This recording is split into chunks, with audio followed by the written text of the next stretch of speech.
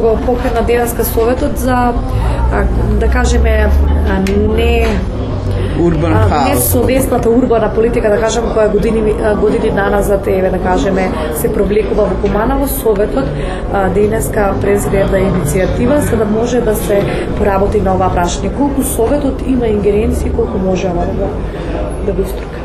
Ще треба да бидеме слепи за да не го воочиме она што се случува во општината, а тоа е дека дефинитивно има проблем со делот на урбанизмот и онаа како што се практикува урбанизмот во општина Куманово, бидејќи законодавецот за жал донел такви прописи кои што се насила, кои што овозможуваат да се случува она што се случува во урбанизмот. Механизмот за контрола дефинитивно мора да се појача, да се засили и да се даде поголема можност на контрола, каде што евентуалните злоупотреби и одбегнување на сите планирани паркиралишта кои што се во склоп на една градежна парцела која што се гради, во моментов се избегнуваат, да се најде механизмот да истите бидат, значи, изградени соодветно согласно плановите кои што се претходно доставени при добивање на дозволата.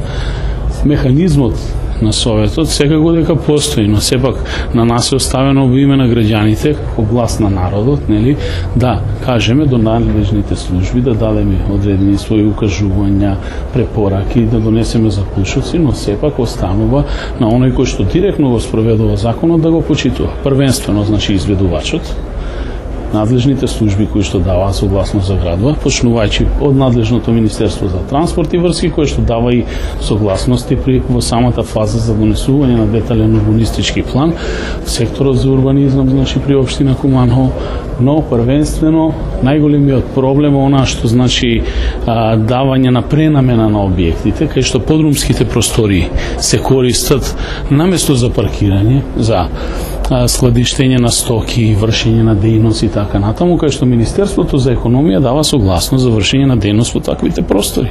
Значи, државата, без разлика дали на централно или на локално ниво, треба да изнајде механизми и ваквите појави да ги спречи. Тоа не е само случај во општина Куманово.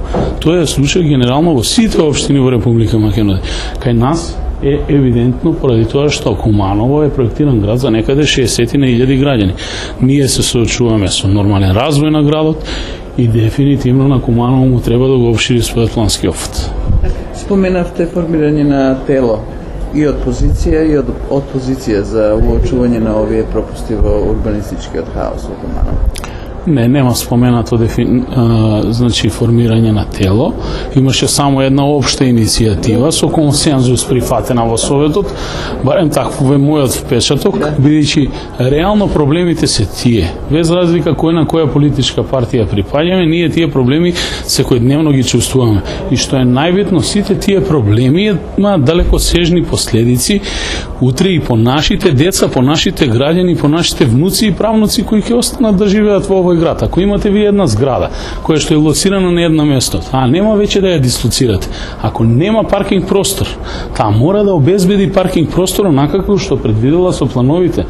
Тоа е рак рана, не само на едно урбано Куманово, туку рак рана на сите урбани градови во Република Македонија. Каде имате посилен механизам на контрола, се прават помали пропусти, но сепак постојат. И на крајот пак ќе повторам, законодавецот на оваа тема во делот на градежништвото, значи има направено најмалку 5 промени последната година, што значи ги приспособува законите по желбата на владеачката структура која што е на власт и го има мнозинство во законодавниот дом во парламентот. Се потврдува она старо правничко правило дека законот е желба на владеачката структура за реализирање на личните потреби и цели.